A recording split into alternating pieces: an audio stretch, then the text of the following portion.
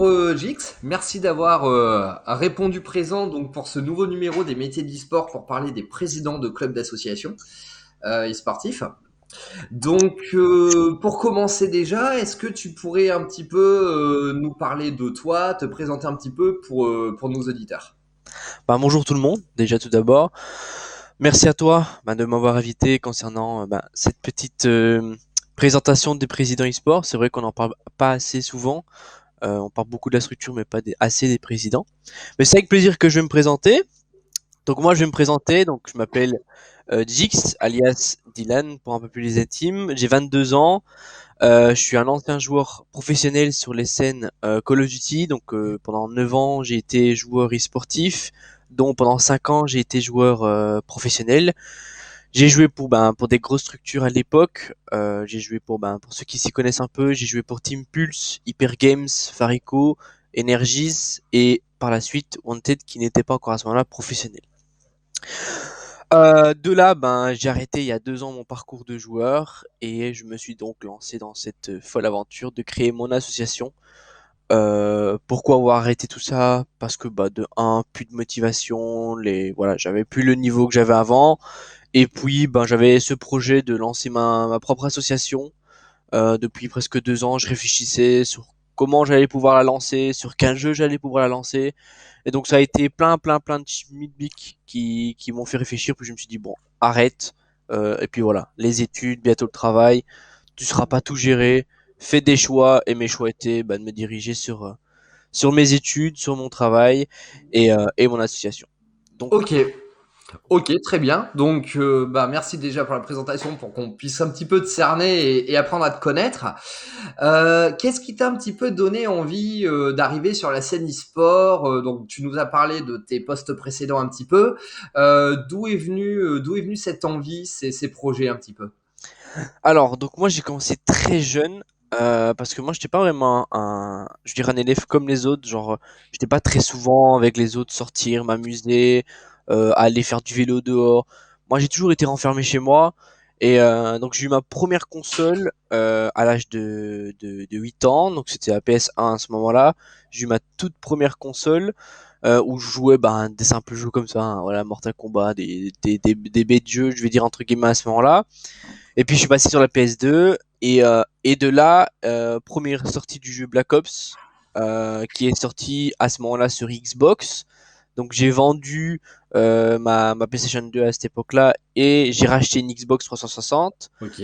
J'ai commencé à jouer à Black Ops 1. J'aimais bien un peu ce jeu parce que voilà, étant quelqu'un assez de speed dans la vie, le jeu était vraiment très agressif. J'adorais ce jeu et puis toujours passionné par la guerre, ça pouvait faire qu'une pierre deux coups. Donc j'ai commencé, voilà, à jouer à Black Ops 1, etc. Beaucoup jouer. Puis voilà. Mais mon meilleur ami et quelques amis que j'avais à ce moment-là en enfance jouaient aussi, donc ça tombait bien, on jouait tout le temps. On n'était pas vraiment des enfants à sortir et faire un peu des conneries, etc.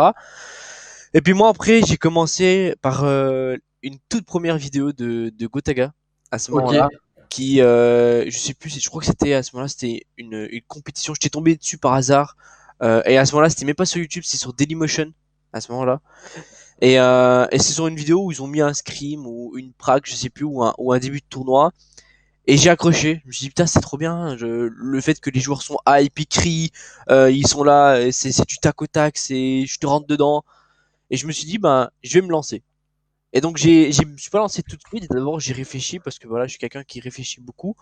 J'ai d'abord réfléchi sur comment ça fonctionnait, les postes, les rôles, les armes, les maps, etc.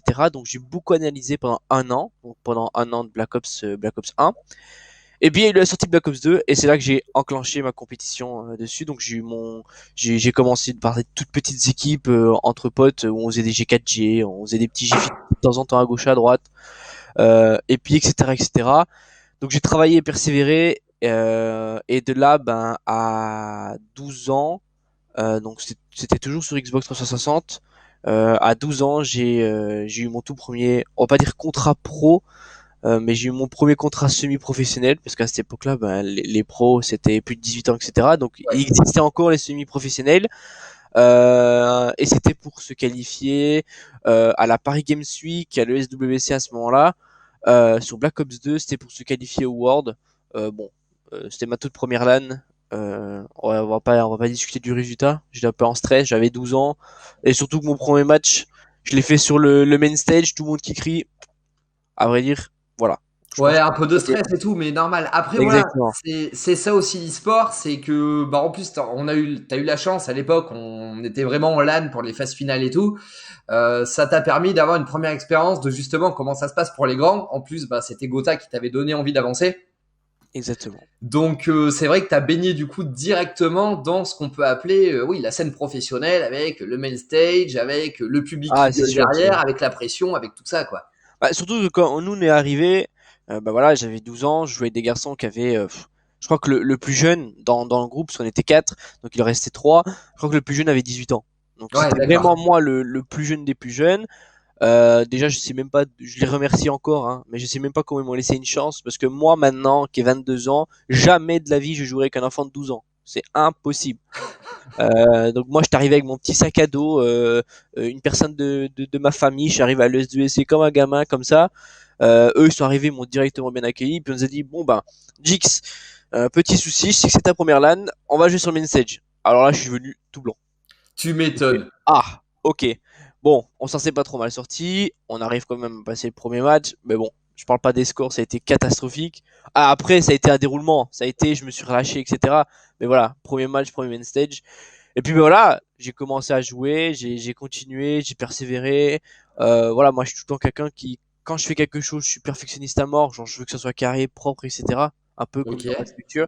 Et donc je bossais, même si j'avais les cours derrière, je m'étais fait des mini horaires en disant voilà, quand je rentre, je fais 2 heures de cours, puis je joue 4 heures parce que les autres ils arrivent de telle heure à telle heure, puis ils vont dormir à telle heure, et puis je me réveillerai plus tôt pour pouvoir. Enfin, j'avais fait des horaires de fou. Ma mère elle me disait mais t'es malade, etc. Ma mère était pas du tout pour ça. Ma mère c'était ouais non, t'es trop sur tes ordinateurs. Et j'ai dit tu préfères quoi? Déjà à ce moment-là, j'étais un peu je dirais un peu mature entre guillemets. Je lui dis tu préfères quoi? Tu préfères que je sorte dehors et que je casse des abris de bus, des voitures, que je fasse des conneries, des tags, etc. et que tu payes toute ta vie parce que j'ai fait des conneries, ou tu préfères que je reste mon cul assis sur une chaise et que voilà je fais ma passion, j'adore ça, et à part rester chez moi je fais rien, je casse rien du tout, je suis juste, certes c'est un coût parce que ben voilà il y a les manettes à acheter, il y a des écrans, il y a les chics, il y a les jacks, certes c'est un coût, mais c'est un coût sur que tu peux garder des années, genre ma Xbox, Bien sûr. voilà, ça fait presque 11 ans qu'elle est là.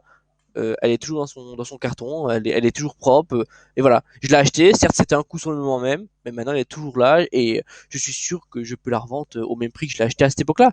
Mais ce que je veux dire par là, c'est que voilà, ça a été très dur au niveau du côté du côté de ma mère, parce qu'elle comprenait pas, et puis je lui ai expliqué en disant voilà, moi c'est mon expérience, c'est mon, pardon, c'est pas mon expérience, mais c'était ma passion, j'ai pas envie de C'était rester posé, quoi, dehors. un petit peu, ouais. Voilà, je voulais pas, j'étais pas quelqu'un qui sortait, voilà, si j'avais mon sport et tout, j'adorais, mais j'étais pas quelqu'un à sortir dans la rue, aller faire un tour de vélo, faire un foot dans la rue. Non, moi, ça m'intéressait pas ça.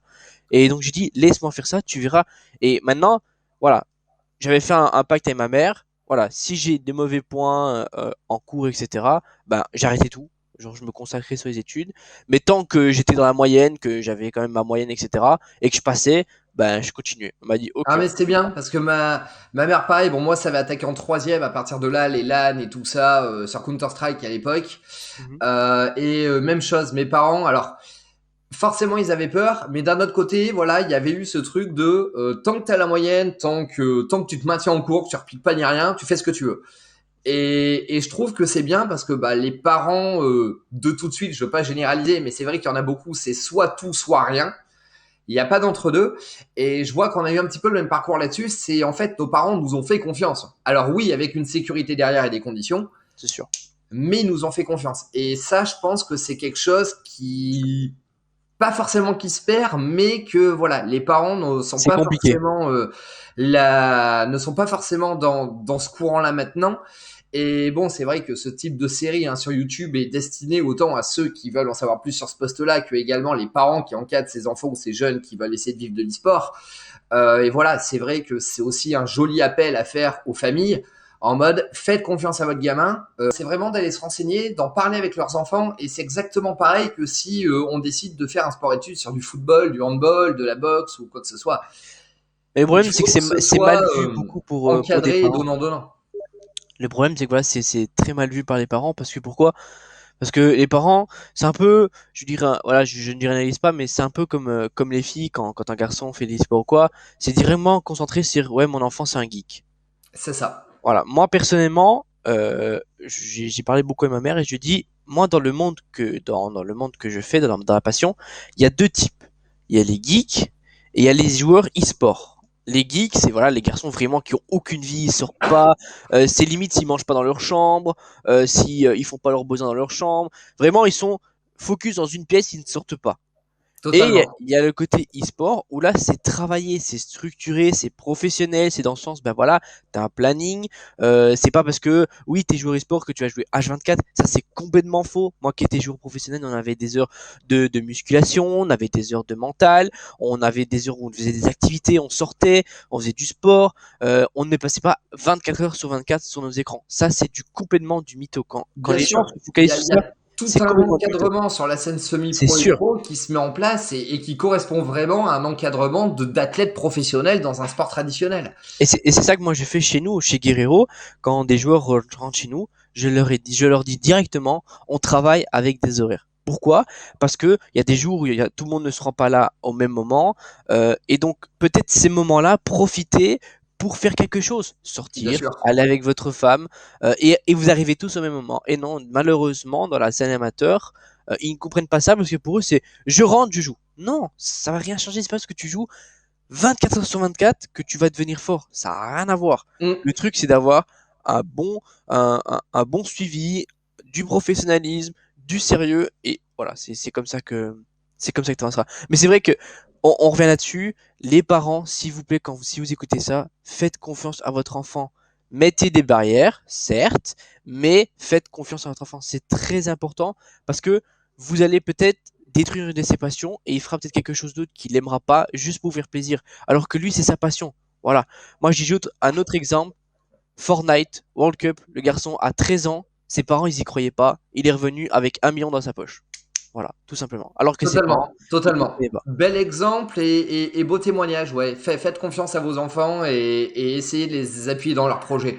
C'est Exactement. important. Alors, du coup, donc tu nous as expliqué un petit peu le parcours, donc ton passage par la scène Call of Duty, tout ça. Oui. Est-ce que tu pourrais un petit peu nous dire comment t'en es arrivé à monter ta structure? Donc Guerrero sur lesquels on enchaînera un petit peu après. Donc, comment j'ai imaginé à monter ma structure? Ben, tout simplement, quand j'ai joué pour des grosses associations, je voyais un peu l'encadrement. Et j'aimais bien un peu ce monde où voilà, en tant que président, ben moi quand j'étais voilà chez Pulse, on était à Paris pour faire les bootcamps, etc. Ben le président était présent, il était là, il nous motivait quand on était en scrim, il était tout le temps présent, tout le temps petits soins, etc. Et pourtant, c'était un mec qui n'avait pas spécialement d'expérience dans le monde de l'e-sport. Il avait fait peut-être deux, trois LAN comme ça à gauche et à droite, mais sans plus. Et puis, dans d'autres associations, j'ai encore vu plus de choses qui m'ont fait réfléchir, etc. Et en fait, il y a 3 ans d'ici, je commençais déjà à me lasser de la scène e-sport. Mais bon, j'avais un bon groupe avec des gens avec qui je m'entendais super bien, qui me disaient non, reste, t'es bon, etc. Reste, allez, continue, persévère, etc. Et puis au bout d'un moment, je me suis dit non. Genre, j'arrivais, j'avais 20 ans, j'étais toujours aux études, etc. Ça prenait énormément de temps. Voilà, je rentrais, c'était pas 1 heure ou 2 de travail que je devais faire parce que c'était, bah, j'avais des rapports de stage, etc. Donc c'était Bien sûr. 4 à 5 heures, donc je perdais du temps de jeu. Donc je voyais très bien que, et puis même, la nouvelle génération arrivait, les gens de 16, 17 ans qui sont limite sous adrénaline H24, bah, c'était, tu pouvais plus rien faire. C'était voilà, ils étaient beaucoup plus forts. J'ai rien à dire sur ça. Et je me suis dit, allez, laisse-toi encore 1 an et puis ben t'arrêtes. Et pendant en fait ce temps-là, je continuais à jouer, etc. Mais je réfléchissais déjà. Je réfléchissais sur euh, est-ce que c'est réellement le moment de le faire? Parce que ben voilà, il y a rien à dire. Une association, ça ne se crée pas comme ça du jour au lendemain. Non. Du moins, je comprends pas les personnes qui font ça, parce que c'est plein de choses à réfléchir.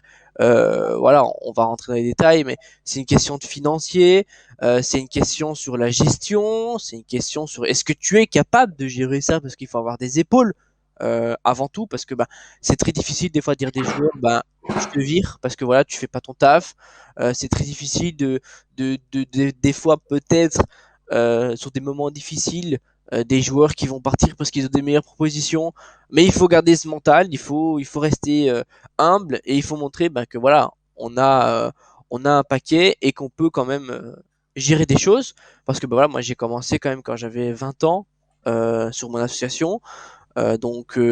Ici, voilà, officieusement l'association ça fait 1 an qu'elle est ouverte, mais je veux dire ça fait 3 ans que je travaille dessus, donc Ouais. j'avais 19 ans, mais je réfléchissais déjà à plein de choses sur, même si j'allais avoir des joueurs de 25-26 ans, c'est pas pour ça que j'allais me laisser me faire rabaisser, il fallait montrer que voilà, je suis président, quand je dis quelque chose, on m'écoute, et si tu n'es pas d'accord, voilà, la porte est ouverte et tu peux sortir. Il faut, voilà, ça a été plein de choses qui m'ont fait réfléchir. C'est grâce à mon expérience que j'ai créé officiellement l'association et je n'en demeure pas. Je suis très fier de ce projet. Je suis très fier d'avoir créé cette association. Ok, très bien. Donc merci déjà pour peut-être cette partie un petit peu sur ton parcours, sur comment t'en es arrivé là. Donc on va faire une petite parenthèse au niveau des jeux auxquels tu joues en ce moment. Bon, je suppose qu'il y a Call of Duty, forcément, Warzone et Vanguard, très certainement. Très certainement, mais bon, je vais dire que j'ai eu un petit souci par rapport à un nouveau Oui, jeu. j'ai vu passer ça sur Twitter. On peut en Surtout parler que parce que remarque que c'est intéressant. j'ai eu une troisième fois. Parce que hier, je te mens pas que le jeu me manquait, j'avais envie de jouer, etc. Et donc hier, j'ai racheté le jeu, donc j'ai remis 60 euros, donc je suis à 180 euros. Et au bout d'une heure, j'ai été encore ban. Donc, euh, Bon, donc voilà, là j'ai abandonné, j'ai fait c'est bon, j'arrête. Hop, je ne toucherai plus jamais à ce jeu. Du moins, je n'achèterai plus ce jeu. Je ne comprends pas pourquoi, parce que euh, Battle.net dit qu'on reçoit un mail en disant on est concerné, du moins du pourquoi on a été ban. J'attends toujours leur mail. Hein. Ça fait 3 mails que j'attends, j'ai toujours pas reçu. Quand je demande une aide de support, comme par hasard, la page bug. Pourtant, ouais, quand ok. on voit sur leur réseau, il y a tout qui va bien, ils ont fait une maintenance, tout se passe bien. Enfin, voilà. Pas de numéro. On dirait qu'ils Est-ce sont que pas tu as existants. regardé si tu étais le seul à avoir ce problème sur Ah non, Internet éventuellement? non, non, je suis pas seul. Vous êtes plusieurs? On est des centaines. On est Ok, des centaines. ok. Donc bon, c'est eux qui ont un souci au niveau soit de leur anti-cheat, soit un truc comme ça, et ils vont devoir réparer le bordel, quoi. Ça, ou peut-être moi, c'est peut-être, ouais, est-ce que c'est un problème d'anti-cheat ou si c'est un problème d'IP? Parce que c'est quand même bien. Si c'est un problème d'anti-cheat, tu te fais une balle une fois, ok, pas de problème. Mais 3 fois, en même pas 1 heure de temps de jeu. La première fois, je venais de télécharger le jeu, j'ai joué 2 heures, je me suis fait ban. La deuxième fois, j'ai quand même tenu 3 jours, miracle. Et ici, j'ai téléchargé hier le jeu à 2 heures du matin, à 3 heures, j'étais déjà ban. Ah, ok. Donc, et pourtant, je n'ai pas fait une seule game en multi. J'ai fait que du privé. Je faisais que des bots parce que je m'échauffais parce que je devais participer à un tournoi avec des potes. J'ai pas pu participer. Bon. Ouais, donc ok, le jeu pour l'instant, voilà. Et en dehors de la licence des Call of, du coup, est-ce que tu joues un petit peu au Alors, je COD? suis un très très très très grand fan de League of Legends. Donc, je suis en train de à fond jouer à League of Legends parce que là, j'ai une bande de potes avec qui, j'ai une bande de potes que depuis tout petit, on est ensemble. Euh, on, on joue au jeu, même si des fois on pète des plombs, mais voilà. C'est le jeu qui veut League ça of aussi. Legends, League of Legends, c'est une drogue. Ne commencez pas ce jeu, s'il vous plaît. Je vous regarde dans les yeux. Ne jouez pas ce jeu. C'est une drogue. Quand on s'arrête, on se dit j'arrête. On ne s'arrête jamais. Voilà, clairement. Alors, Euh, ça dépend. Quand tu te dis j'arrête, c'est que t'arrêtes vraiment et que t'y reviens pas. Ça a été mon oui, cas. J'ai oui, arrêté c'est maintenant il y a sûr. 2-3 ans. Mais tu ne vas pas me dire que de temps en temps, ta souris ne glisse pas un peu sur League of Legends. Tu fais non, Alors, non, non, non, non. justement, j'ai eu des phases de rechute, mais genre, je fais une ou deux games et en fait, ça me saoule. Donc c'est bon, j'y rejoue pas. Je suis sevré, je Bon, pense. maintenant, League of En Legends, fait, faut pas jouer tout seul. puis c'est pas le jeu en lui-même qui va me gaver, c'est surtout voilà toute cette communauté toxique et tout. Quand t'essaies de faire de la solo queue, non, je préfère passer sur des jeux un peu plus chill et tout plutôt que Ça, de c'est sûr que, continuer avec des gens qui en servent comme ça. Mais ça, c'est sûr voilà, que pas la tous, hein, communauté, pareil. Une fois de plus, on met pas tout le monde dans le même panier. Mais c'est vrai que League of Legends, c'est un problème récurrent au sein de la communauté sur certains joueurs. c'est vrai que voilà, c'est la communauté est quand même assez toxique sur ça. Mais c'est pour ça que moi je joue très très très souvent en équipe parce qu'en Mm. solo queue c'est impossible. De temps en temps une game ou deux, mais c'est très rare parce que c'est vrai que c'est très tiltant et malheureusement voilà maintenant on a l'impression que League of Legends veut pas vraiment faire grand chose pour ça, mais bon c'est pas grave, Bien hein, sûr. on va dire c'est pas. Et puis un autre jeu d'enfance, je joue à 3 jeux pour le moment, on va dire. J'ai commencé Counter Strike. Ok. J'ai commencé Counter Strike parce que avant, je dirais j'avais pas la possibilité parce que j'étais sur console. Et maintenant que j'ai PC, j'ai essayé. Mais un jeu que je joue assez souvent et un peu en secret, je pense que tout le monde connaît, Dofus. Voilà, Ah, mais bien sûr, Dofus. grand classique. Ça fait des années, ça a bercé mon enfance ce jeu-là et voilà, j'ai recommencé un peu Dofus. Ah, c'est En fait, bien. c'est par période, je commence, j'arrête, je recommence, j'arrête, Non, je mais recommence. c'est le genre de jeu. Moi, c'est ça avec Wakfu aussi, Dofus. Voilà, ça dépend, quoi. Donc ça, c'est un peu mes jeux que je joue un peu assez souvent. Normal. Ok. Ok, ok, très bien. Alors, pour enchaîner un petit peu sur la scène e-sport, avant de parler vraiment du rôle de président et de rentrer un petit peu dans le vif du sujet, est-ce que tu pourrais nous dire un petit peu ton impression sur la scène e-sport actuelle? Alors, on rappelle ou on le dit, que Guerrero Gaming est une structure belge, hein, tu vis en Belgique. C'est bien ça. Alors forcément, on a déclaré l'association France, tout ça, pour des raisons de simplicité et bon, de territoire européen. Mais est-ce que tu pourrais un petit peu nous dire ton avis, toi, en tant que président de structure, sur l'état de la scène e-sport française, donc actuelle, sur laquelle tu évolues, pourquoi pas un petit mot en Belgique, et aussi sur la scène internationale? Alors, concernant la scène en Belgique, il en faut un peu plus. On en a pas beaucoup. Je crois qu'on en a 4 à tout casser, vraiment connus. Hein. Je parle maintenant, il y en Ok, a peut-être d'autres. On en a 4. On avait la Ego à l'époque, mais maintenant qui a arrêté, qui est plus concentré à FIFA maintenant, qui est vraiment concentré à FIFA, mais avant on faisait beaucoup de Call of Duty, etc. Qui mhm, se passait à ce moment-là à Scarbeck, à Bruxelles. On a la Proximus League, c'est une ligue League of Legends, donc qui passe sur c'est une ligue qui est belge, qui est ouverte à tout le monde, donc peu importe le pays. Maintenant, qui bien sûr laisse la priorité aux joueurs belges, bien sûr, et aux associations belges, mais elle est beaucoup diffusée. Moi, sur les réseaux, elle est diffusée directement sur notre TV en fait. C'est inclus parce que la Proximus est un opérateur, on va dire TV et Internet. ok, Et en fait, ce qu'ils ont fait, c'est que pour pas se lancer sur tout ce qui est Twitch, etc. Bien sûr, maintenant il y a des rediffusions de Twitch, etc. Mais ils sont consacrés spécialement sur la TV. Donc en fait, ils ont une chaîne directement qui s'appelle Proximus eSport. Et en fait, voilà, tous les jours, il y a les matchs qui sont diffusés, etc. en direct, comme si en fait c'était sur Twitch. Mais ça, c'est la deuxième scène. Puis il y a la troisième scène, la Benelux League, concernant R6, parce que ça, c'est bien ce que R6 a fait. Il y a dans chaque région, on va dire un peu dans le monde, ils ont chacun leur ligue pour se qualifier on va dire celle à l'européenne. Donc ouais, tout ce qui est l'Europe, il y a une en Europe, il y en a une en Amérique, une en Asie, etc. Et de ok, là après pour se qualifier au Major. Mais avant, ils doivent passer par chaque pays leur ligue. Donc nous, on a la Benelux League qui comporte la Belgique, les Luxembourg, Pays-Bas, le Pays-Bas, le Luxembourg. Donc ouais, on a ces trois-là. Puis il y a la French League, etc. Et après, on est regroupés tous ensemble dans ceux de l'Europe. Et puis de là, on passe alors au Major. Donc ça, c'est concernant R6. Et puis il y a la dernière, qui est la Benelux pour FIFA. Je crois que c'est quelque chose comme ça, je sais plus exactement le nom, qui est organisée par la Ego, ok, qui est organisée par la Ego et qui, voilà, c'est une ligue, voilà, pour tout le monde aussi, voilà, qui fait le tour on va dire un peu du pâté, et qui est là maintenant, eux, est un peu plus ouverts par rapport à R6. Et il y a les Français qui sont autorisés à venir, les Suisses, c'est un peu plus, on va dire, autorisé pour un plus grand nombre de personnes, nombre de pays, pardon. Donc ça, c'est un peu les quatre concernant. Puis il y a sûrement quelques petites LAN, hein, à gauche, à droite, mais que je connais pas spécialement. Mais sinon, voilà, c'est les quatre grosses, on va dire, organisations événementielles en Belgique. Après, moi, ce que je pense, c'est qu'il faudra un peu plus faire. Maintenant, malheureusement, on va dire un peu nos droits en Belgique sont un peu différents ceux en France, parce que voilà, vous avez une loi exprès pour ça sur l'e-sport, les associations e-sportives, les entreprises, etc., etc., que nous en Belgique ça n'existe pas. oui, c'est les ASBL et ouais, Voilà, ça n'existe pas.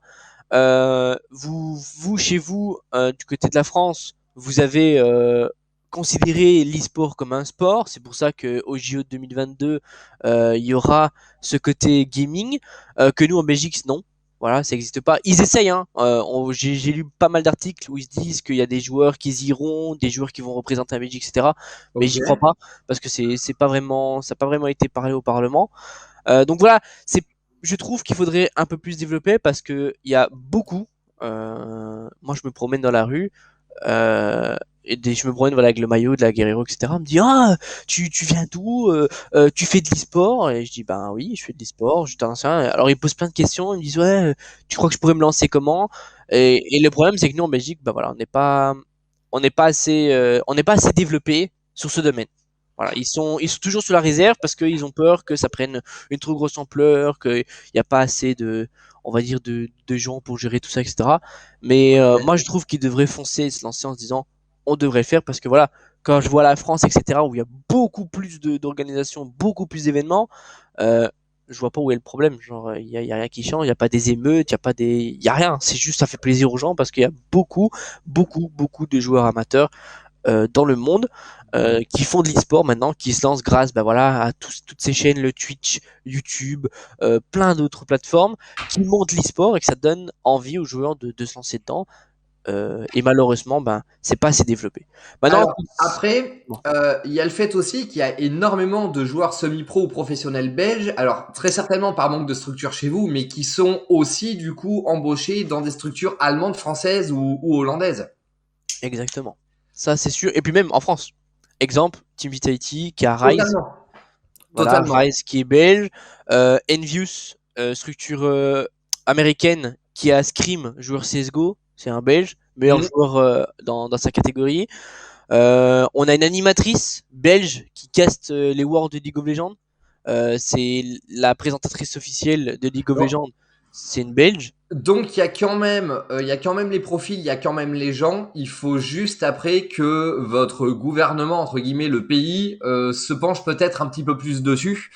Moi, je pense éventuellement, alors c'est vrai que pour créer une association, comme tu l'as dit, en France, les lois de 1901 sont gratuites.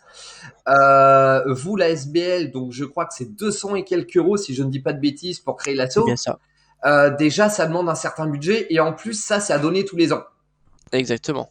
Donc, peut-être que la Belgique devrait poursuivre des pistes pour essayer de créer un espèce de statut gratuit et non lucratif, bien sûr, comme les associations en France, mais pour pouvoir au moins permettre aux associations sportives et e-sportives surtout de se développer un peu plus. Bah, c'est ça, et puis on ne demande pas, quand on crée une association comme ça, on ne demande pas directement à avoir des fonds ou autre, on ne demande pas spécialement de l'argent. Je pense que c'est ça aussi qu'ils ont peur, c'est question argent, que les gens ils en abusent en disant ouais je crée une association, parce que bah, voilà, on est dans le monde entier, tout le monde fait ça, c'est pas que spécialement en Belgique. Mais voilà, il y a Non, des bien gens sûr. qui en abusent, et je pense que c'est leur principale peur, je pense entre guillemets, en tant que président. Euh, on demande pas spécialement des fonds, mais on demande juste un soutien. Voilà, genre, j'ai un exemple. Nous, pour avoir une simple, un simple bootcamp en Belgique, c'est un calvaire. C'est complètement un calvaire. Il faut je sais pas combien de papiers, des preuves, des chics, des tchaks. C'est complètement abusé, tout simplement pour que 5 joueurs soient dans le même locaux avec une location de PC, d'écran, souris, clavier. Et Ok. c'est tout. Genre, on ne demande pas la lune, on ne demande pas, on demande juste 4 murs, une salle avec de la connexion, assez pour gérer 5 PC. Terminé, bah ça. Mais non, genre, il faut demander X. Et c'est ce qui s'est passé malheureusement. Je sais pas si tu as pu entendre, il va y avoir une LAN à Liège, Oui, début, oui. fin de la saison passée, euh, au, euh, à l'Opéra de Liège. Ils ont tout fait. Les organisateurs ont tout fait. Ils ont tout préparé. Ils ont tout bien suivi. On leur avait dit oui pour le Covid, etc. Ils avaient tout géré. Et en fait, ben, voilà, on va être franc. Le gouvernement leur a mis complètement à l'envers. Parce que ils disaient qu'ils allaient les contacter dans les semaines qui suivent concernant s'ils étaient acceptés ou non de faire la LAN, etc. Ils ont reçu une réponse 2 jours, allez, pas 2 jours, mais 4 jours ou 5 jours, je sais plus, avant l'événement. En leur disant qu'en En fait disant que l'événement c'était n'était refusé. pas était refusé. Alors que les présidents, les organisateurs, ils avaient tout préparé, Bien sûr, les ils avaient hôtels déjà les étaient tickets de billets, réservés, tout ça. Non mais tout. faut. Et malheureusement, on en a voulu aux organisateurs au lieu de réfléchir un peu, d'aller savoir ce qui s'est réellement passé. Bah, parce que bien sûr, les organisateurs, ils ont pas le droit de divulguer des choses qu'ils ont eu des discussions, parce que voilà, sinon ils vont se faire attaquer, etc. Donc ils ont même pas pu se défendre des injures des gens, des disant ouais c'est des gros menteurs, c'est des voleurs, etc. Alors que moi, qui habite pas loin, j'ai été sur place, j'ai été trouver la personne qui s'occupait de l'opéra, et la femme m'a clairement dit, elle m'a regardé droit dans les yeux, elle a dit, ce n'est pas de la faute des organisateurs, parce que les organisateurs avaient tout préparé, tout était ok de notre côté et de leur côté, mais c'est le gouvernement C'est qui n'a les pas accepté. autorisations que vous avez pas eues. Voilà, exactement. Ok. Alors après voilà, ça c'est vrai, c'est important ce que tu dis que forcément s'il y a des déceptions du côté internet, alors je parle sur la scène e-sport, hein, on a tendance à s'en prendre à celui qui est en face de nous, donc que ce soit un compte Twitter, une chaîne YouTube ou quoi. Mais dites-vous bien que il y a plein de choses derrière en coulisses qui se passent que vous ne voyez pas forcément à travers votre club ou votre événement préféré.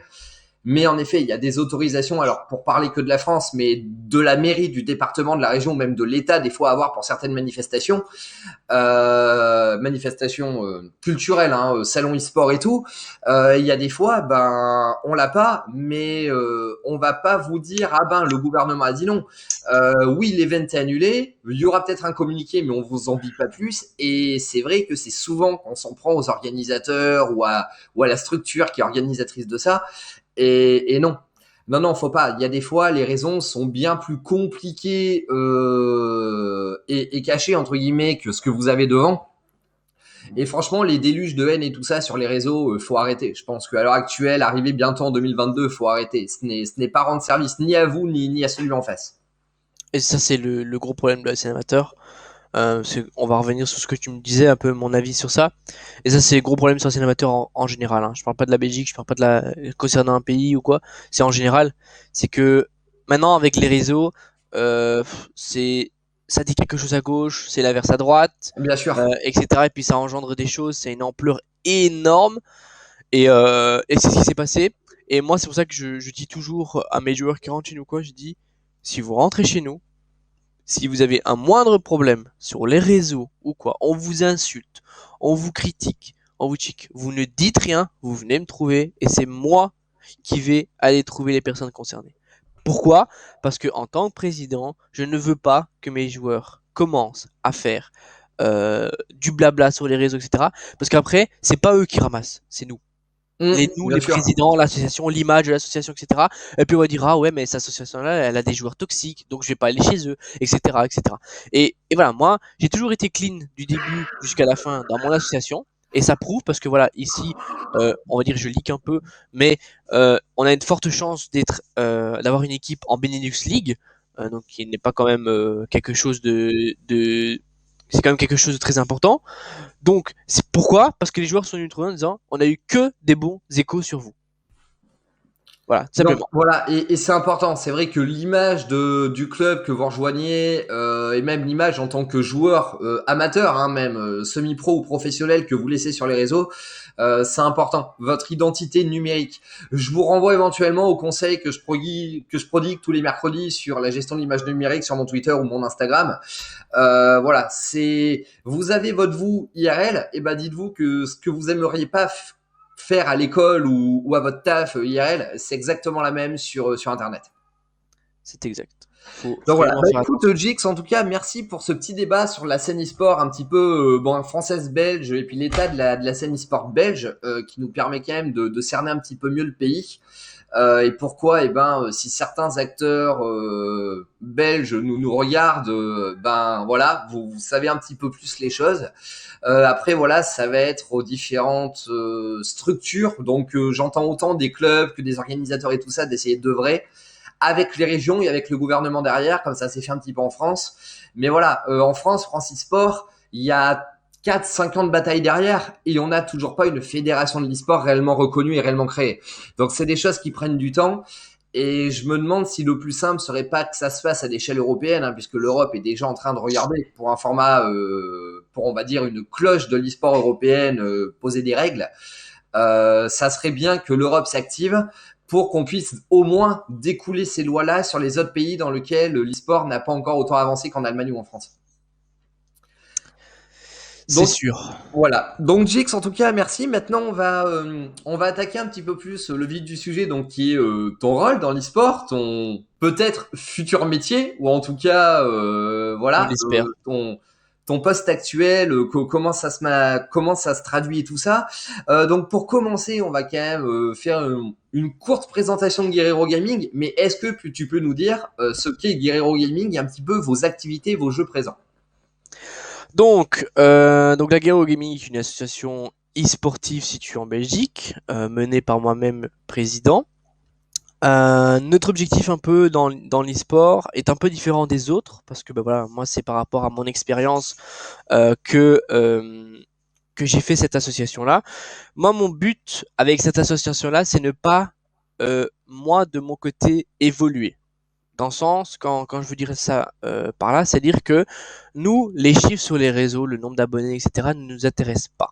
Nous, ce qui nous intéresse, en fait, c'est de promouvoir l'e-sport. Ça veut dire promouvoir la scène amateur et leur donner la chance d'aller chercher plus haut. Maintenant, bien sûr, euh, on n'est pas des magiciens, on claque pas des doigts et ils passent d'amateur à professionnel. Il va falloir que eux travaillent derrière, suivent nos conseils, soient professionnels, soient sérieux. Donc voilà, ils vont devoir gérer quand même quelque chose. Donc il faut avoir vraiment l'envie de progresser parce que bah, pour moi, quand on se lance dans l'e-sport, c'est pour quelque chose derrière. On a un objectif derrière, c'est devenir professionnel comme tout le monde. Et on fait pas simplement de l'e-sport comme ça pour dire oh je joue avec mes potes. Ça c'est complètement faux. Je n'y croirais jamais. Donc, nous, derrière, notre but, c'est vraiment de promouvoir. Maintenant, on ne promouvoit pas que des joueurs. On promouvoit aussi du staff, plein de choses. Donc, nous, notre but, c'est vraiment avec cette association-là, c'est que tout le monde, donc on réunit tout le monde dans la même bulle, que ce soit joueur ou staff. Et notre but, ça va vraiment de les faire évoluer, de les faire travailler, de les faire se perfectionner dans leur domaine. Et que, ben, plus tard, une autre association ou nous, quand on viendra une association professionnelle on va dire dans l'Europe, etc., on leur offre leur passion. On leur dit, voilà, maintenant, ta passion, c'est ton métier. Nous, c'est vrai, c'est ça notre objectif, en fait. C'est que ce soit un staff, que ce soit un joueur, peu importe, notre but, ça va être de le pousser à se perfectionnaliser et Ok. de se professionnaliser et se dire, voilà, maintenant, tu taffes, tu bosses. Maintenant, à côté, tu ne délaisses pas les cours. Non, c'est quand même important. Donc, tu taffes quand même sur ça à côté. Mais tu donnes à fond. Tu te donnes, tu te donnes, tu te donnes. Et tu verras que derrière, ça paye. Parce que voilà, moi, c'est ce qui s'est passé. J'ai bossé à fond et après, ben, j'ai eu mon premier contrat pro. Et donc, euh, je me dis que 6 mois qui venaient de n'importe, j'étais inconnu, je n'étais pas connu, j'ai juste fait deux trois LAN par-ci par-là, mais sans plus, j'ai pas fait des gros résultats, rien du tout, juste parce que j'ai travaillé, que toujours été sérieux, que j'étais professionnel, j'étais pas quelqu'un qui a chuté sur les réseaux, j'étais quelqu'un de calme, etc. Ben voilà, j'ai eu un premier contrat pro, puis un deuxième, un troisième, un quatrième, etc., etc.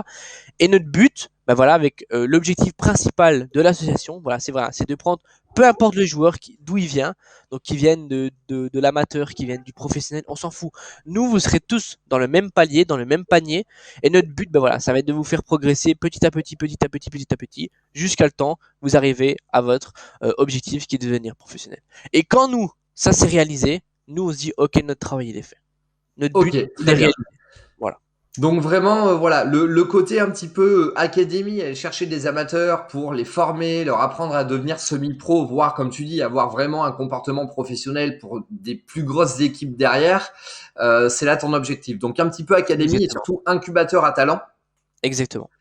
Que ce soit en staff ou en joueur. Très bien. Bon, en tout cas, la notion est noble parce que nombreuses seront aussi les associations e-sport qui veulent essayer de devenir le futur Fnatic au Vitality. Hein, donc c'est très bien parce qu'on a besoin de jeunes clubs comme ça pour assurer l'avenir. Mais on a d'autant plus besoin aussi d'actions un petit peu plus d'acteurs un petit peu plus de l'ombre, j'ai envie de dire, où justement c'est vous qui allez faire un petit peu comme Trainard ou Wanted ces dernières années pouvoir servir d'incubateur à des jeunes talents. Je pense qu'aussi l'idée te vient de ton passage chez Wanted et qui ont réussi à faire des joueurs pros sur Fortnite pour énormément d'équipes, Solari, Vitality entre autres. Et franchement très bien. Donc c'est beau parce qu'au moins tu sais où tu vas, tu sais comment tu veux cadrer ton projet et les gens qui vont entendre parler des Guerrero sauront aussi à quoi s'attendre. Donc voilà, je lance un petit appel comme ça, hein, si jamais il y en a parmi vous qui regarderont cette vidéo On est ouvert. voilà, et qui veulent éventuellement rentrer dans la Guerrero ou au moins savoir plus et prendre contact, il y aura tout ce qu'il faut dans la description juste en dessous. Voilà. Et puis concernant, comme tu m'as dit par rapport aux équipes, ici principalement on est basé sur 5 jeux, donc on est basé sur CSGO avec une équipe qui est en USA Open, qui voilà joue les playoffs pour monter en ligue supérieure. On a une équipe sur le prochain, sur son nouveau opus Call of Duty. Voilà, on reste quand même sur le jeu de cœur, on va dire. Hein, on va pas se Bien manquer. sûr. R6, scène R6. Donc on reste quand même dans le principal FPS. Et puis on passe voilà sur du Fortnite. Je pense que c'est un peu le jeu qui pète les scores en termes d'e-sport à l'heure actuelle. Et bien sûr, c'est un peu la nouveauté. C'est très rare qu'on voit ça dans des associations, surtout amateurs. On a une section F1. Donc on est sur F1 avec un pilote. Donc on a une écurie qui voilà, participe à l'heure actuelle dans l'une des meilleures ligues, qui est la Invictus League. Et actuellement, il est en position de 8e pilote. Ok, très bien, très bien. Ben voilà, en plus, c'est vrai que c'est des jeux, voilà, bon, il y a pas de League of Legends, il y a, voilà, donc t'essaies d'être présent sur d'autres Maintenant, jeux, on va dire, que le je mainstream. je ne ferme pas la porte à ces jeux-là. Non, bien sûr. C'est juste que moi, je regarde beaucoup aussi en termes pour les joueurs. Voilà, League of Legends en amateur. À part les clashs sur le jeu, il y a plus comme avant les mini tournois Non. qui faisaient. Il y a Mm. plus. Donc, je veux dire, c'est un peu difficile. Donc, voilà pourquoi je me suis pas lancé sur ce jeu-là. Et puis on va me dire aussi, pourquoi pas sur Overwatch. Overwatch c'est pareil, à part la grosse scène en Alors, je veux pas amateur. être méchant avec Overwatch, mais pour moi, maintenant, il a rejoint les dead games, hein. Ah oui, c'est Voilà. fini. Désolé Voilà, Blizzard, désolé la commune d'Overwatch, et pourtant, Dieu sait que j'étais fan de Blizzard, mais là, pour moi, c'est bon, c'est mort, quoi. mais c'est ça le problème, c'est que ça fait son temps. Et maintenant, il y a plus rien. Voilà, c'est des jeux où il y a plus rien. Maintenant, les jeux qui ressortent le plus maintenant, R6, CSGO, Mm. COD, Fortnite, LOL, voilà, Rocket League, Rocket League. Oui, voilà, Rocket League. Rocket League, on avait une et t'as équipe. fait le tour. Voilà, c'est les jeux maintenant qu'il y a maintenant. Avant, on avait des Dota, on avait des Hearthstone, on avait Alors, plein de jeux. il y a toujours, même tout ce qui est jeu de sport, bon, j'ai cité FIFA, mais il y a de la scène sur NBA 2K, sur NHL, il y a du sim racing, il y a plein de choses. Mais c'est vrai que c'est des scènes qui vont être moins mainstream par rapport aux médias qui vont les mettre en avant, Twitch, YouTube, pour ne citer que. Donc c'est vrai parce que des plus petites communautés, ou en tout cas euh, plus petite communauté, mais pas forcément moins engagée. Je sais que la communauté, par exemple, autour du sim racing, ils sont complètement fous, tout le monde se connaît. Ils sont vachement derrière les événements, derrière leurs équipes, mais c'est vrai que voilà, va peut-être y avoir 10 fois moins de joueurs et de spectateurs que sur un LoL ou un Fortnite. Donc, on retransmet pas ou on retransmet moins. Mais c'est vrai que c'est des scènes qui peuvent être tout à fait intéressantes et c'est vrai que tant qu'on parlait de marché e-sport, c'est pourtant des jeux qui vont trouver plus facilement l'organisation d'événements et même des sponsors parce que vous allez pouvoir vous associer à des choses réelles de football, de hockey ou même de jeux de course. Comme on fait Gotaga et compagnie, là je ne sais plus, sur une de leurs vidéos pour le Grand Prix de Monaco, où il y a eu tout un truc après, où ils ont fait du sim racing sur Formula One. C'était excellent. Je veux dire, c'était excellent. Moi, j'ai regardé mon petit Grand Prix sur TF1 et juste après, j'ai basculé sur Twitch là-dessus et je me suis fait toute mon après-midi côté racing. C'était vachement sympa. Mais c'est vrai que des jeux comme ça, comme Call of Duty, Fortnite, vont être moins faciles à mettre en avant en corrélation avec des events IRL parce qu'il n'y a pas forcément, enfin, à part faire ça sur un paintball et du Call of Duty, je vois pas, tu vois. Ou du Airsoft, mais Ou du Airsoft, mais ça peut être de l'idée. Ça peut être un truc à mettre en place plus tard. peut-être. Maintenant ici, de ce qu'on a pu entendre des grâce aux Z-Event, normalement, concernant un peu les opus Call of Duty, Gotaga devrait relancer la scène. On Ouais, a normalement, ici, ouais. il y a eu un tweet de Brox qui voulait aussi lui aussi aider la scène amateur code et la relancer, et aussi le côté Warzone, parce que c'est vrai que Warzone est un peu mis de côté. On va voir ce que ça donne. Est-ce que ça Après, va faut vraiment être un espérer. tremplin? C'est ça, faut espérer qu'Activision soit à l'écoute derrière et surtout qu'ils deviennent acteurs aussi et supporters de ce genre d'initiative. Donc voilà, écoute, Exactement. donc merci pour cette présentation de Guerrero. Maintenant, Question un petit peu plus compliquée. Pour toi, être un président de club e-sport, c'est quoi? Alors, être un président d'un club e-sport, c'est quoi? Euh, pour moi, c'est une personne banale. Genre, il faut pas spécialement, je vais dire, il faut pas avoir un diplôme. Voilà, moi, je fais, j'ai rien à voir dans ce domaine-là. Je veux dire, à côté, je fais des études d'ingénierie industrielle, donc c'est truc qui a rien à voir du tout. J'ai pas fait je sais qu'il y a des écoles sur ça qui gèrent des gens qui veulent faire des sports dans le managing, dans le community manager. Enfin, il y a des écoles pour ça. Moi, j'en ai pas fait du tout. Mais pour moi, il faut être quelqu'un d'être banal. Il faut pas être quelqu'un de, je veux dire, de spécial. Il faut que tout le monde peut créer son propre sensation et être président. Mais pour moi, il y a des valeurs à avoir, qui est d'abord bah, déjà le respect, parce que même si vous êtes président, euh, il y a quand même le respect du plus vieux, parce que vous pouvez avoir des joueurs qui ont 30 ans et toi tu en as 19.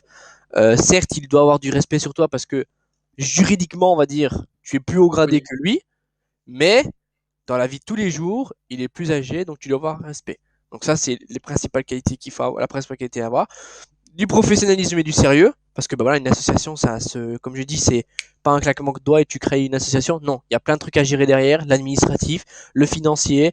Donc il faut avoir, on va dire, les épaules dures parce que bah il faut savoir, voilà, moi tous les jours je regarde les comptes, tous les jours je regarde si tout le monde est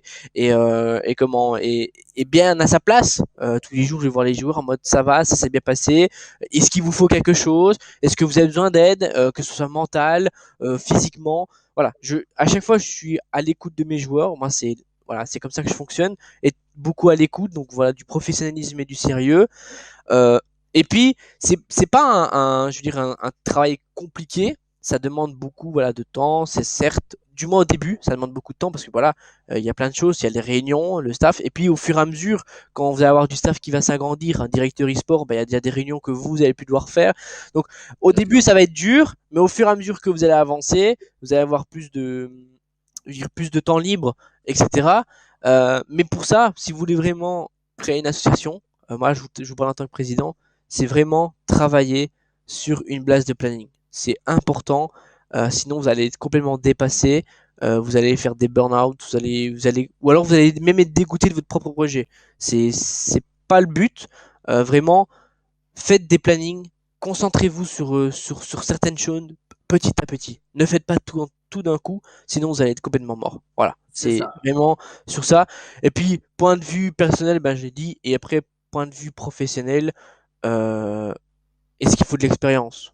Non, pas spécialement. Maintenant, oui, il faut connaître quand même la scène. T'arrives pas du jour au lendemain, tu connais pas l'e-sport, tu crées une association, ça non.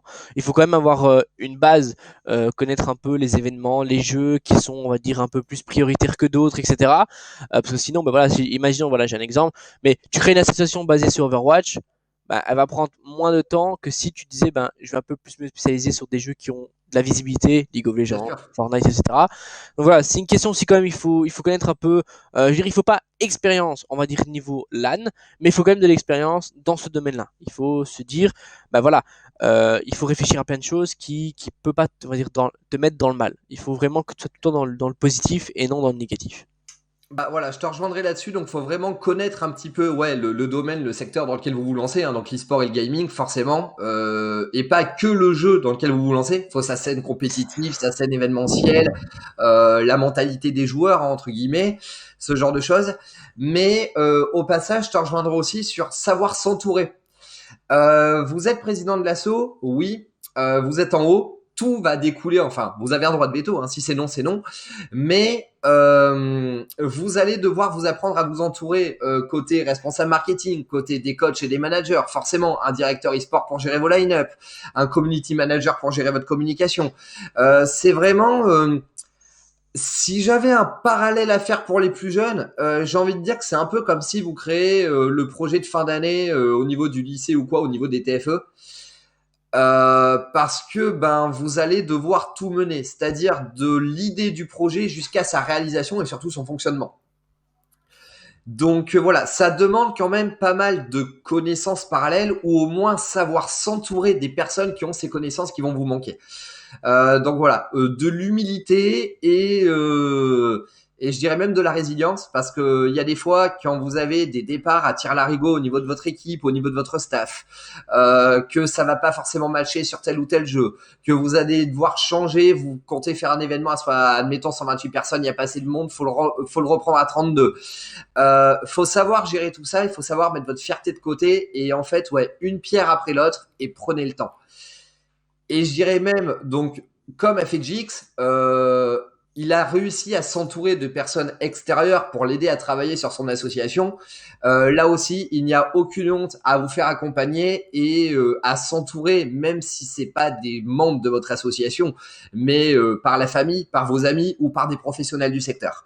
C'est tout à fait faisable et c'est que comme ça que vous mettrez toutes les armes de votre côté pour que votre association, le plus dur, c'est pas de la créer, c'est pas de la lancer, c'est qu'elle dure dans le temps et surtout de la faire évoluer. Ça, c'est plus dur. Ouais. Voilà, je pense que c'est vraiment le plus dur est là. C'est une mini-entreprise ou c'est un mini-projet de famille, c'est un mini-projet professionnel. C'est voilà, il faut quand même, ça demande, je pense, un minimum de réflexion et de maturité. La preuve, Jix l'a dit, Guerrero, il y a 2 ans de réflexion derrière, 1 an de pratique officieux et réellement l'association n'est déclarée officiellement que depuis le mois de septembre. Donc ça veut dire on est en 2021, il a commencé à travailler sur son projet en 2017-2018 pour le réaliser pleinement que cette année. Donc voilà, je pense que c'est important de remettre aussi le temps de réflexion derrière et surtout l'engagement que ça va demander. C'est tout ça, parce que voilà, dites-vous que si vous créez un projet sur le côté comme ça, vous allez peut-être prendre des joueurs qui sont motivés, qui ont vraiment envie de faire ça de leur vie, et au final, vous allez peut-être les dégoûter parce que du jour au lendemain, vous allez tout abandonner comme ça. Vous allez peut-être promettre des choses, parce que ça aussi, il y en a beaucoup qui font ça. Promettent, vous allez avoir ça, vous allez avoir ça, vous allez avoir ça, et au final, les joueurs, ils ont rien. Donc les joueurs, ils sont dégoûtés, et après, nous, association, on va dire sérieuse, mais qui n'est pas professionnelle, on doit les ramasser à la petite cuillère, et puis voilà, et puis il y a une perte de confiance, ils ont plus confiance en eux, ils ont plus confiance aux associations. Donc il y a plein de jeux après qui jouent là-dessus. Donc s'il vous plaît, si vous créez une association, réfléchissez bien avant sur ce que vous faites. Ça demande énormément de choses, que ce soit l'aspect financier, que ce soit l'administratif, que ce soit la gestion de l'association, parce que ça demande énormément de temps, comme Monsieur White a dit. Donc vraiment, faites attention à ça et on va dire structurez-vous, c'est important. Et n'ayez pas peur, comme il a dit, de parler avec des gens. N'ayez pas peur, posez des questions. Vous serez jamais bête. Moi, j'en ai posé des questions à des gens. Des fois, c'est des questions bêtes, mais au moins, c'est des questions qui m'ont permis de savoir sur quoi j'allais me lancer. Donc, n'ayez pas peur si vous voulez lancer un projet, posez des questions. Voilà, c'est Bien sûr, absolument allez chercher les connaissances et voilà. faites attention aux gens qui sont en dessous de vous et dont leur passion dépendent de vos décisions. Et ça, c'est exactement. Exactement. Ok, très bien. Bah écoute, on a fait le tour un petit peu parce que bon, il y avait une autre question qui arrivait sur que pourrais-tu dire aux personnes qui nous écoutent concernant ce rôle. Je pense qu'on y est venu naturellement. Exactement. Donc, histoire d'enchaîner sur un petit truc un peu moins sérieux, est-ce que tu aurais une anecdote éventuellement à nous confier en tant que président de la Guerrero ou autre, une petite anecdote en tant que responsable de structure dans l'e-sport? Une anecdote sur quoi? Parce que les anecdotes, j'en ai plein. N'importe. Ça peut être du rigolo, ça peut être n'importe. Ou du dramatique, c'est toi qui choisis. Ouf, une anecdote qui peut être très marrante, c'est juste un peu avant le Covid, donc au tout début de la création de l'association, j'ai été contacté par une société belge qui créait des PC, etc., des PC gamers, etc., qui venait d'avoir on va dire un très bon chiffre d'affaires, bien sûr. Voilà, le Covid, etc., les PC, ils ont affolé, les gens ils voulaient acheter tout le temps des PC, etc. Et ils m'expliquaient que voilà, ils étaient ils étaient intéressés parce que on était une association belge, etc., etc. Et qu'en fait, grâce à ce chiffre d'affaires un peu plus élevé que d'habitude, ils ont créé une salle dans leur entreprise où c'est ouvert à tous leurs partenaires, etc., pour que leurs joueurs viennent s'entraîner, etc. Donc une salle qui est créée pour leur bootcamp, etc. Donc on commence à discuter, etc., etc. Et arriva le jour on va dire du face à face, Ok. parce que on avait dit qu'on se verrait en face à face pour avoir plus facilement l'aspect contact, le feeling, et puis bien sûr parler de choses plus, on va dire, plus sérieuses, que ce soit l'aspect financier, etc., etc. Donc voilà, je me déplace vers Bruxelles parce que cette association-là, cette entreprise-là, pardon, était basée à Bruxelles, donc je vais jusque Bruxelles, etc., etc. Donc moi, voilà, j'arrive avec les habits de Guerrero, voilà, je me promène, etc. Et de là, en fait, j'ai une personne qui vient m'accoster et qui commence à me poser plein de questions. Oui, tu fais quoi, etc. Et alors je lui explique un peu. Et j'ai dit que je suis en fait là pour un partenariat avec une entreprise, etc., etc. Et en fait, il s'est avéré que cette personne-là, c'était le président de l'entreprise. Donc au pur hasard, Ok. il était. Donc après, on a été, voilà, on a été autour d'un café, discuter, etc. Et en fait, ça a tellement été comme si on se connaissait, on va dire, et on a commencé à parler, là. Et bon, maintenant, ici, il y a eu le Covid après, donc on n'a pas pu parler plus professionnellement, on va dire, sur le contrat, etc., qui devait arriver. Mais ça a été une anecdote un peu, je vais pas dire, elle est pas triste, elle est pas non plus joyeuse, mais c'est un peu surpris parce que juste sur un simple, on va dire, maillot qui est un peu original, parce que voilà, c'est pas un truc qu'on va voir dans la vie de tous les jours. Voilà, ici j'ai un suite, mais il y a aussi maillot, avec un nom derrière, c'est rare quand on voit ça. Et, et c'est comme ça. Et en fait, ça s'est fait tellement au feeling que on a parlé de plein de choses. Et donc, pour moi, je trouve que c'était une très belle anecdote, parce que des anecdotes tristes, j'en ai pas.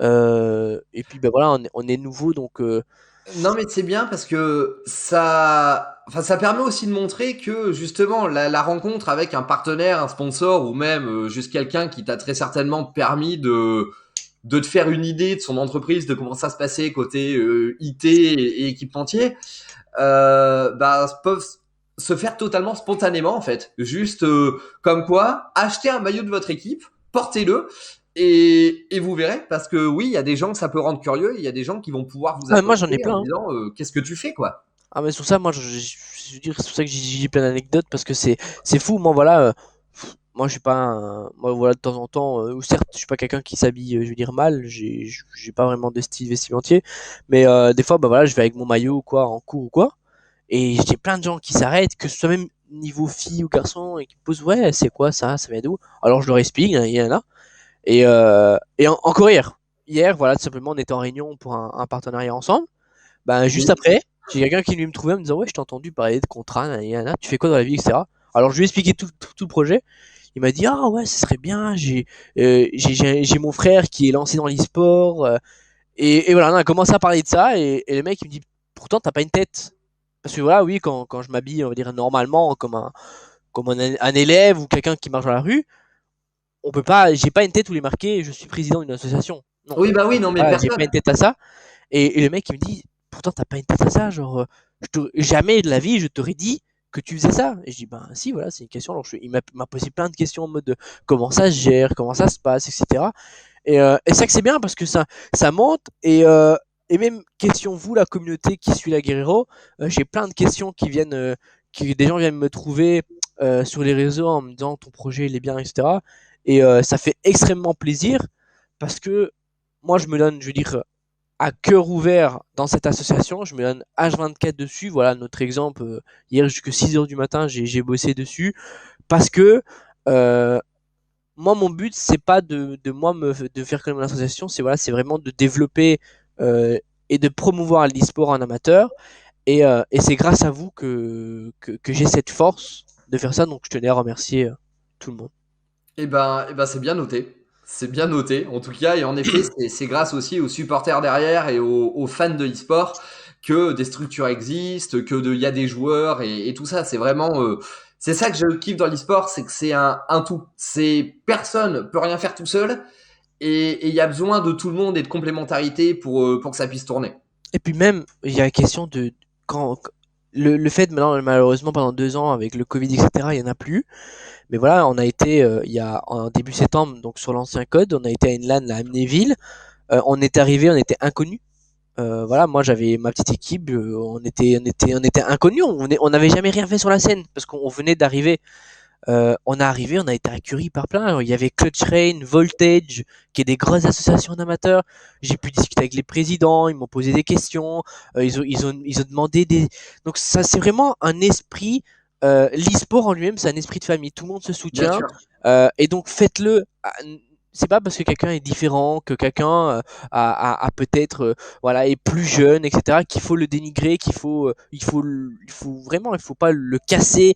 Il faut aider les gens, discuter, faites-vous des amis et c'est très important. Genre la LAN, ça ouvre des portes à plein de choses. Voilà, moi, bah, j'ai pu faire connaissance avec des autres structures, voilà, Clutch Rain, des Hope, Voltage. J'ai parlé avec plein de personnes que virtuellement, par l'ordinateur, je n'aurais jamais, jamais, jamais été les trouver parce que je ne les connais pas. Bien Et sûr. là, ben, j'ai été en LAN, maintenant, on discute tous les jours, ils me posent des questions, et quoi, comment ça se passe la structure, ça avance, oui, et vous, comment ça se passe. Et voilà, on discute, et c'est comme ça que je dis, grâce à ça, ben, j'ai pu créer un groupe où on est plein de présidents. Donc j'ai créé un groupe sur Twitter avec toute une liste de présidents. C'est moi qui ai décidé de faire ça parce que je me suis dit que on est tous dans le même objectif et on doit tous s'aider. Et donc c'est un groupe où il y a tous les présidents d'associations, il y a Voltage, Wanted, nous, etc. Et en fait, ça permet, ben voilà, s'il y a quelqu'un qui a un pépin, exemple, ben moi mon graphiste il est malade, il peut pas me faire une affiche. Est-ce que quelqu'un peut me dépanner, me passer son graphiste? Ah bah ok, ben moi je t'envoie mon graphiste, il va te faire quelque chose. Et ah ben moi j'aurais besoin d'un coach. Ah bah attends, moi j'ai un coach qui est disponible, je te l'envoie. Et on s'aide comme ça, on s'entraide. Et c'est vraiment comme ça qu'on évolue et qu'on va progresser et faire progresser Complètement. l'e-sport en amateur. Complètement. Je suis d'accord. Ça va être vraiment par l'entraide que vous allez pouvoir.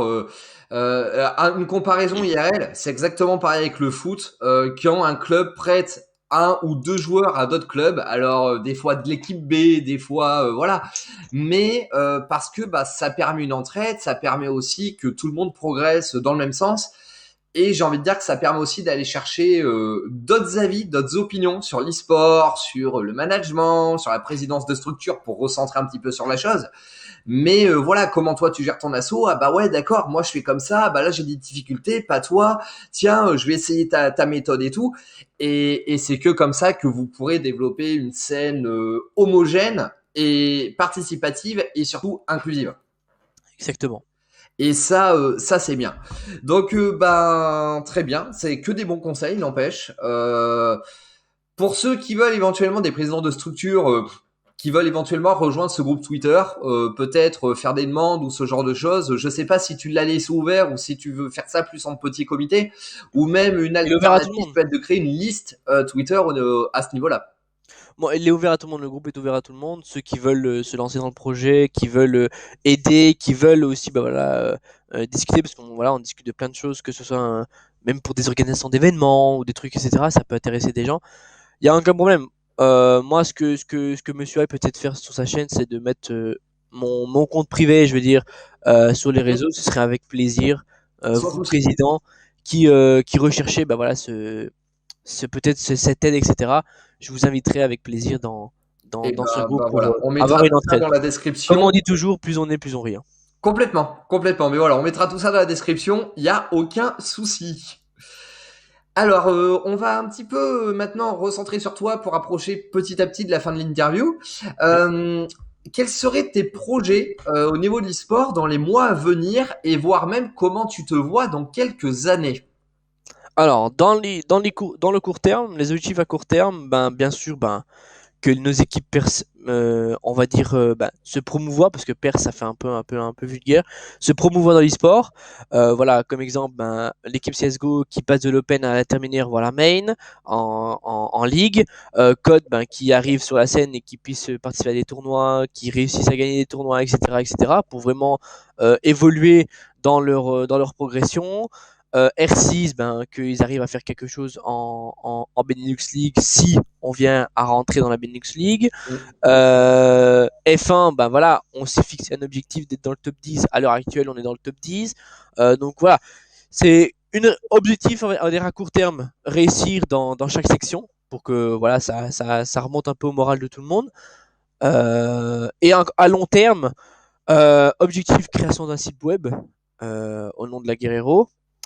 Et pourquoi pas créer, pas création, mais une sortie avec tous les membres du staff et des Ouais, une petite joueurs, rencontre Guerrero. irréelle.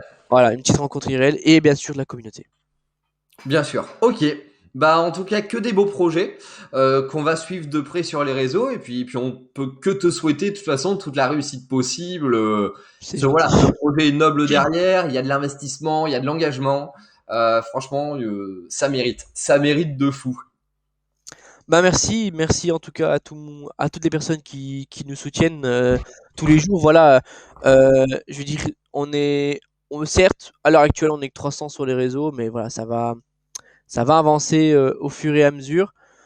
Mais en tout cas, merci à toutes ces personnes qui nous soutiennent tous les jours sur les réseaux, qui nous motivent, qui est présent, bien sûr, sur les streams, je vais dire, quand nos joueurs sont en tournoi, etc., par rapport à même à CSGO, etc. Donc Ok. voilà, je vous tenais énormément, je voulais énormément vous dire, pardon, merci. Merci parce que c'est grâce à vous que bah, moi je suis motivé à travailler, que je suis motivé à continuer. On va dire que c'est pas non plus à 100% vous, parce que j'ai quand même une base où je suis motivé intérieurement tout seul, mais je veux dire, il y a quand même 50% où c'est grâce à vous que ça me motive, que je vois que ça vous fait plaisir, et que là, donc je vous remercie encore. Merci à toi aussi, White, Bah de m'avoir invité pour de rien, avec plaisir. cette petite vidéo, ça m'a fait très plaisir, et j'espère tout le monde vous revoir. Bah déjà, soutenez Monsieur White parce qu'il fait un taf de fou. Merci. Voilà, il se donne à fond. C'est grâce à lui qu'on est là quand même. Donc n'hésitez pas à le suivre, à l'encourager aussi, ça fait plaisir. Et je vous dis encore une fois merci et je vous souhaite de passer à tous une très bonne soirée ou une journée. Et ben en tout cas, merci à toi, Jix, d'avoir répondu à l'appel pour toutes ces informations en tant que président de structure et en tout cas, on se revoit très vite. Merci à toi.